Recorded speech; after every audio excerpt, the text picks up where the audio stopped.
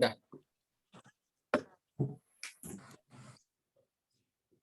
Alright, Assalamualaikum warahmatullahi wabarakatuh. Good afternoon, everyone. So we are from group 2. We will presenting about language maintenance. So next slide.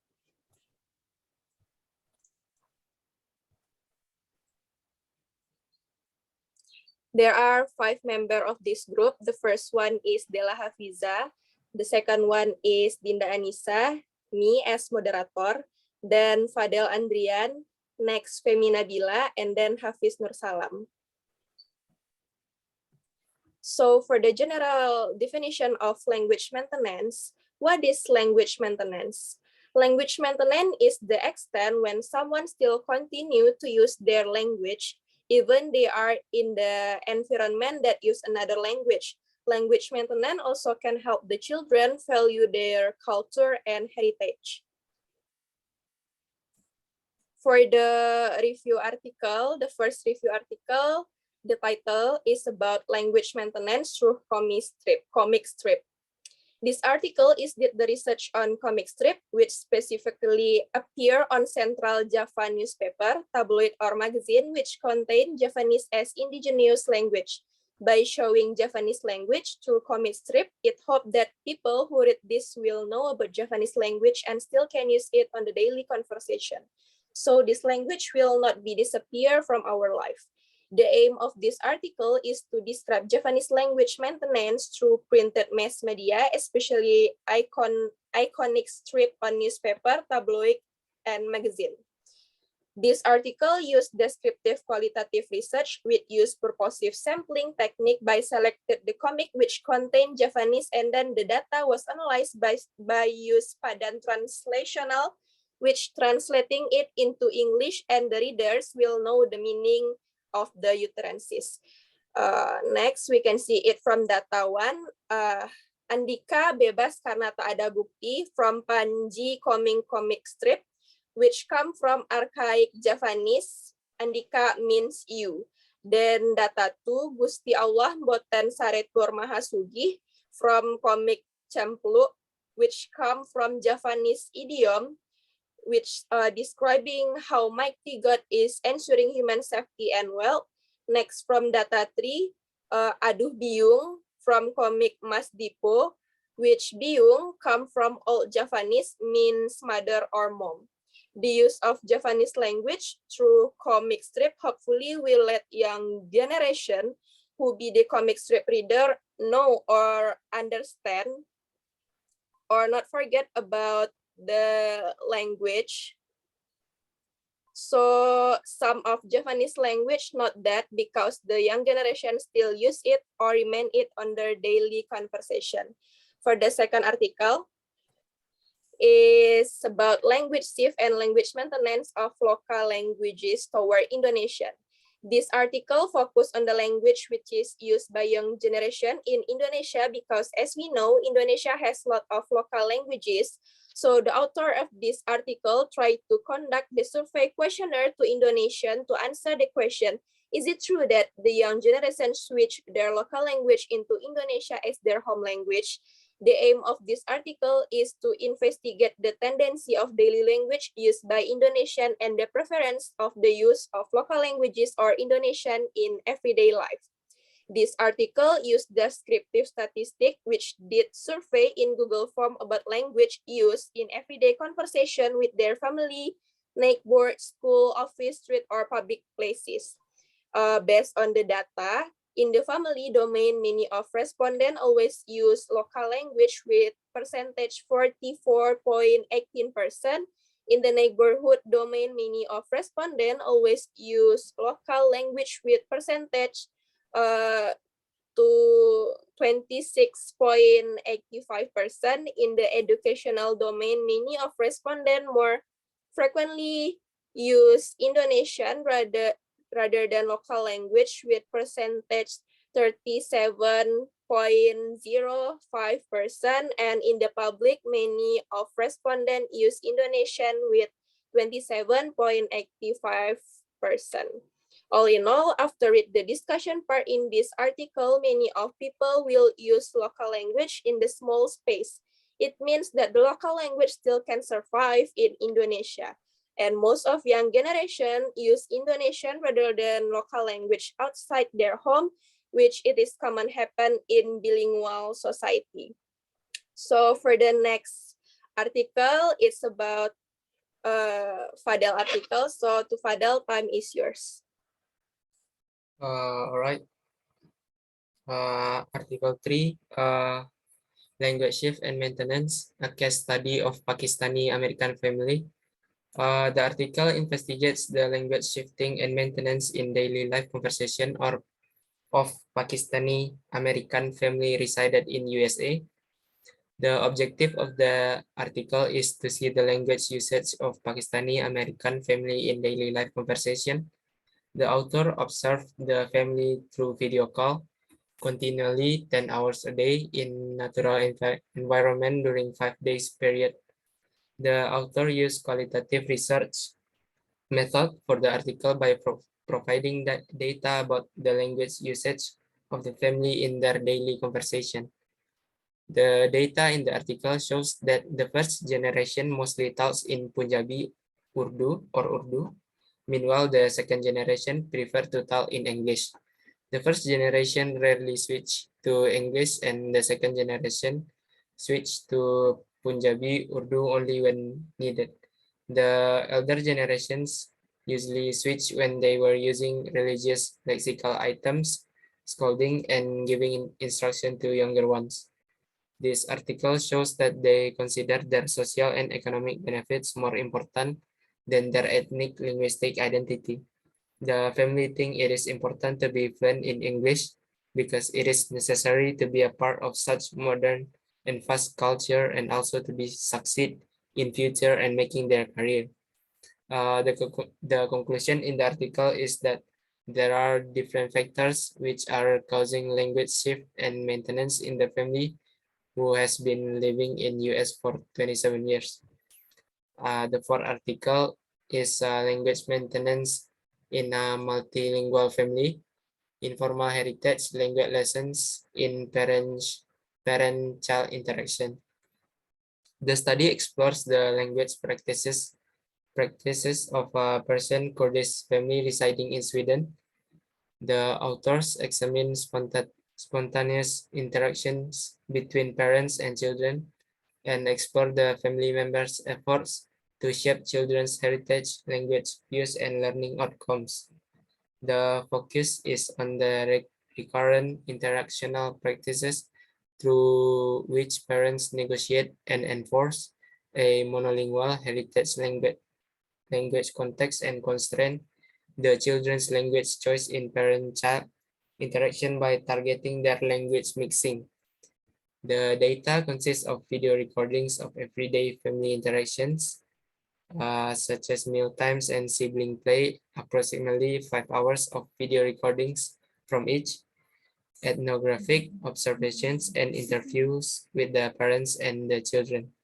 The study combines the language socialization perspective involving an ethnographically informed analysis of recurrent interactional practices with a multimodal interactional approach to human interaction and sense making.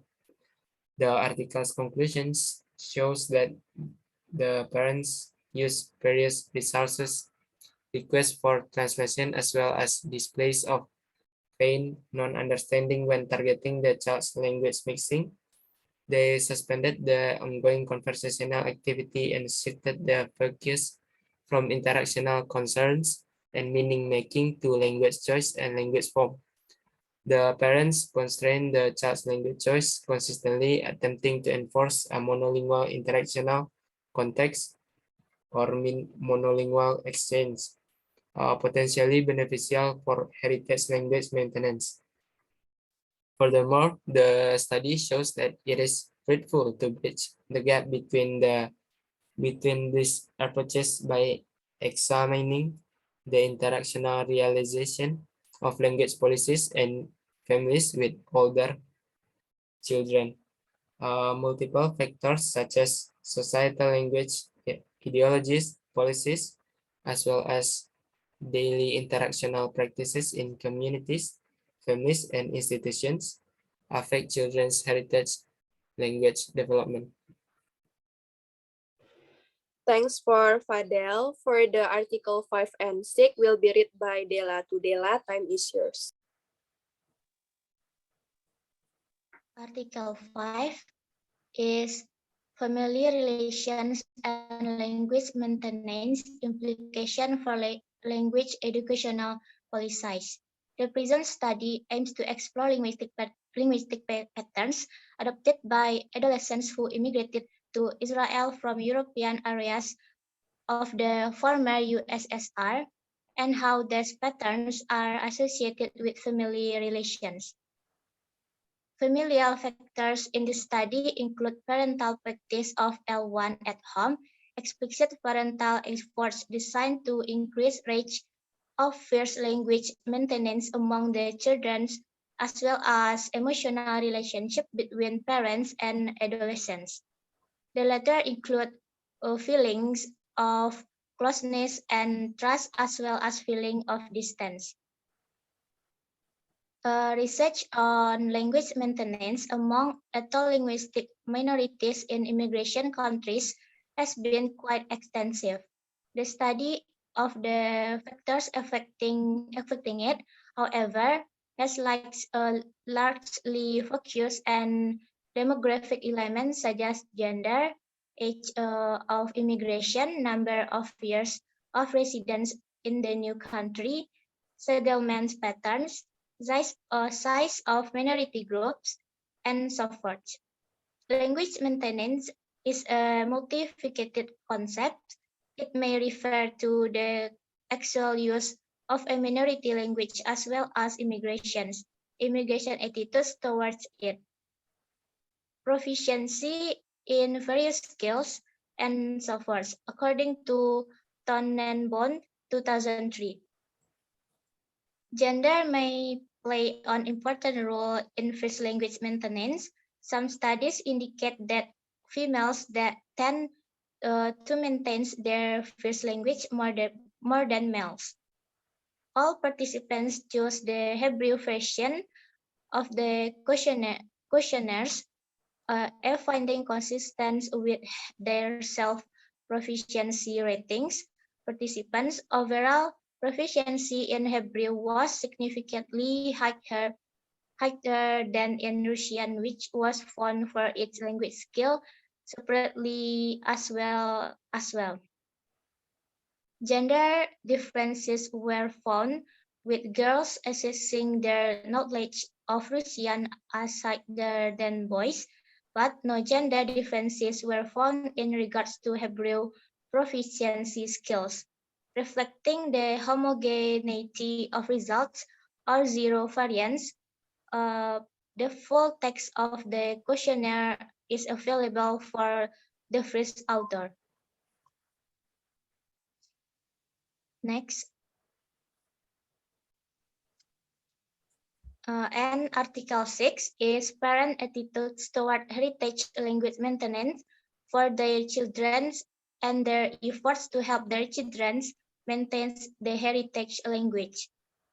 In the study, we explore Korean immigrants' parents' attitudes toward heritage language maintenance for their children and their effort to help their children maintain Korean as their heritage language in Montreal.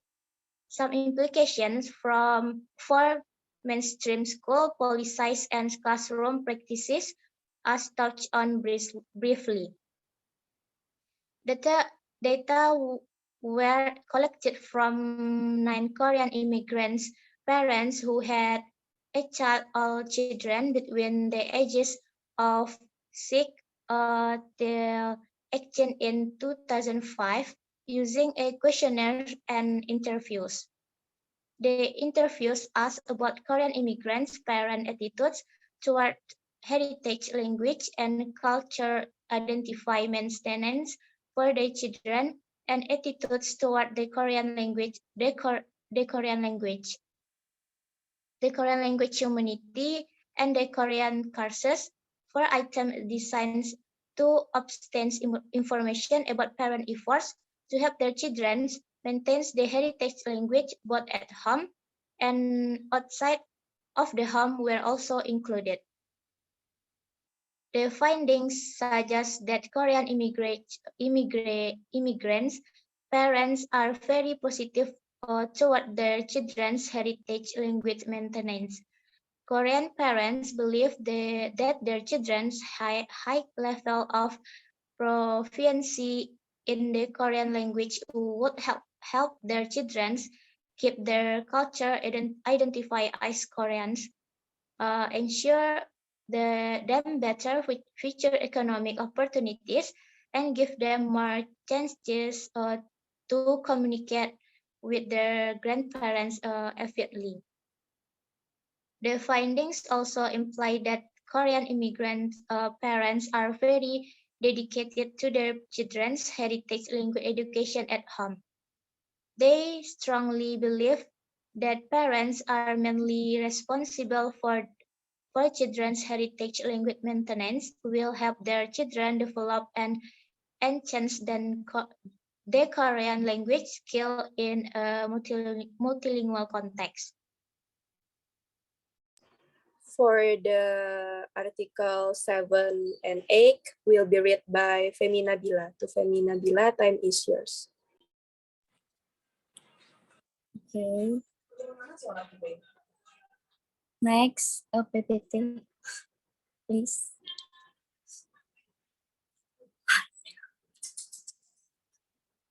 Okay. Next, about Article 7, the role of attitudes in language safe and language maintenance in a new immigrant community. Telugu speakers are a community of recent immigrants to New Zealand, and their number is currently estimated at over 10,000, with their number growing rapidly. This study seeks to investigate mother and child language attitudes in the Telugu community and how they relate to language loss in an English-speaking country. Data collection through self-reporting questionnaires and structured interviews from all respondents. The questionnaire covers 5 main areas: A, language proficiency; B, attitudes towards English; C, attitudes towards Telugu; D, attitudes towards bilingualism; and E, language maintenance. The main objective of this study was to investigate whether there is a language safe among Telugu immigrants in Auckland, and if so, to identify what role attitudes play in their language safe and maintenance. A, language proficiency. However, research reveals that Telugu usage has decreased significantly to 85% in contrast to 100% English usage. This is because respondents have lived in New Zealand for only an average of 2 years. B, attitude towards English. Both mothers and children reported 100% positive attitudes towards English. Such a positive attitude towards English allows the new immigrant community to succeed in an English-speaking environment. C, attitude towards Telugu. In this case, children tend to feel that Telugu language is not necessary to learn, in contrast to mothers who feel that language maintenance is very necessary for their children. D, attitude towards bilingualism. With regard to attitudes toward bilingualism, this study reveals a gap between two groups of respondents, namely mothers and children. There seems to be a close relationship between perceived difficulties and the need to be a bilingual speaker. E, language maintenance. Telugu language maintenance can be done with some interesting steps, as it is known that there are still many mothers who listen to Telugu language music. So language maintenance can be done or obtained from entertainment such as videos and music. The findings reveal that there is clear evidence of a language safe among Telugu immigrants to New Zealand. It is clear that mass and pride are two factors that influence language safe. Both mother and child have less positive attitude towards Telugu than English, which adversely affects the maintenance of Telugu. Next.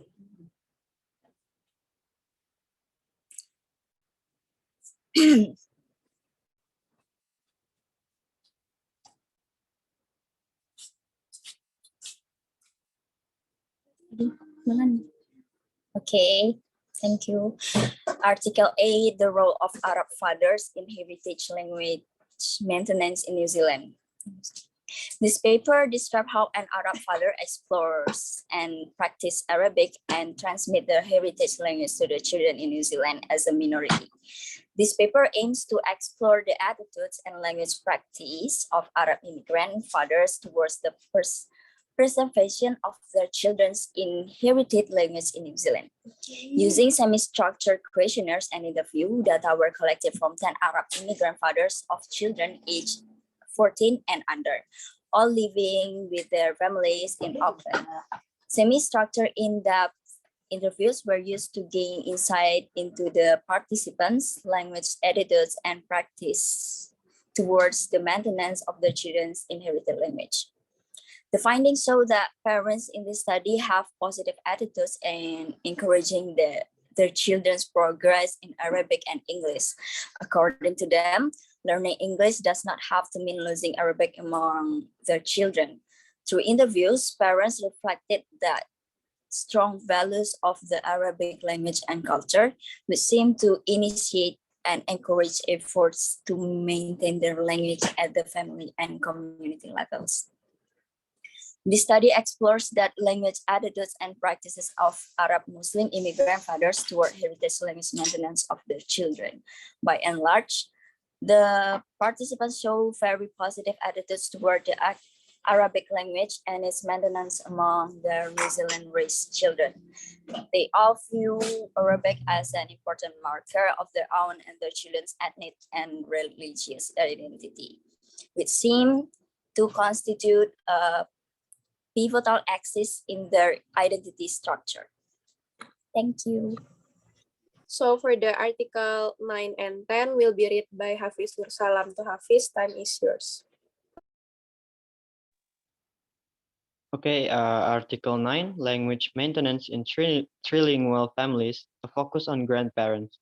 This article is doing a research on the language maintenance on the grandparents when they live in the trilingual families.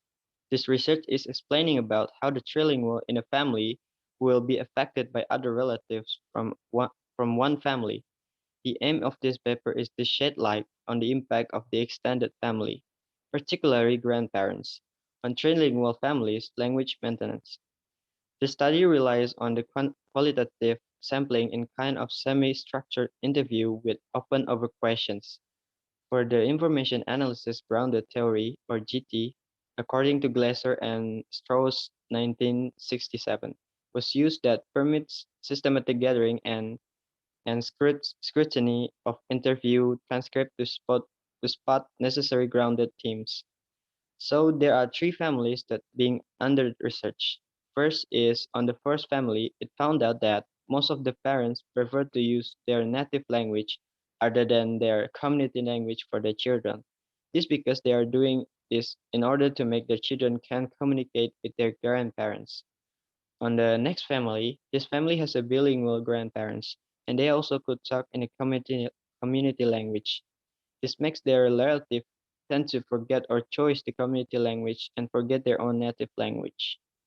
In the third family, this family decided to put aside one of their native language that not so useful and only using the community language, which is Germany and sometimes English because English is the global language. So the grandparents are not the important factor for the family in order to maintain their native language. It's based on how many languages that their grandparents spoke, and some of the family use their community language other than native language because they think the community language is more useful than their native language itself. Next slide. Article 10, Heritage, Language Maintenance, and Identity among the second generation Chinese Australian children. Chinese language maintenance is a strategic important to Australia, partly because of partly because of China's exponential economic growth, and partly because of the sizable population of Chinese immigrants in the country. Language plays an essential role in identifying who we are, our personal and social identities in a multilingual and multicultural world, according to Chester 2002. This study aims to unravel with a lot of institutional support and therefore the growing Chinese community in Australia. Whether or not the second generation Chinese Australia kids are able to do more a full-fledged ability in their Chinese heritage language and whether the Chinese proficiency is set to their perceived identity. In the interview, nearly three-quarters of the participants created a selection of half and half that was understood as a half Australian, half Chinese. This finding points to the construct of the construct bicultural identity, suggested by previous researchers to represent each the immigrants lives within the new country and their ethnic heritage.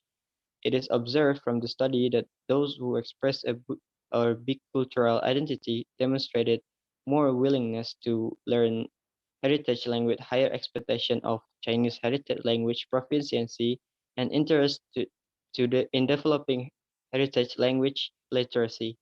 Ethnic identity denotes a sense of belonging and affinity with the heritage culture which entails a positive attitude towards the linguistic norms and behavior of the ethnic group. According to Finney and Onge 2007, Finney, etc. 2001, this study demonstrates that their perception of Chinese identity are closely regarding the degree of their Chinese heritage language proficiency. To cultivate a bicultural identity, kids do best once they receive substantial heritage language support from their schools and gain access to numerous resources, avenues, and opportunity of learning their heritage language. Each perception and in community-based, mostly home language college. Thank you. Okay, thanks for all those group members who read their article. Next, we come to the research gap from those articles. So, based on those 10 review articles, the main objects that are commonly discussed are language maintenance in a comic strip, family education sector, Indonesian and bilingual family. So the gap that appears from those articles are the research of language maintenance with the objects such as music communities, neighborhood, tribe, and workplace.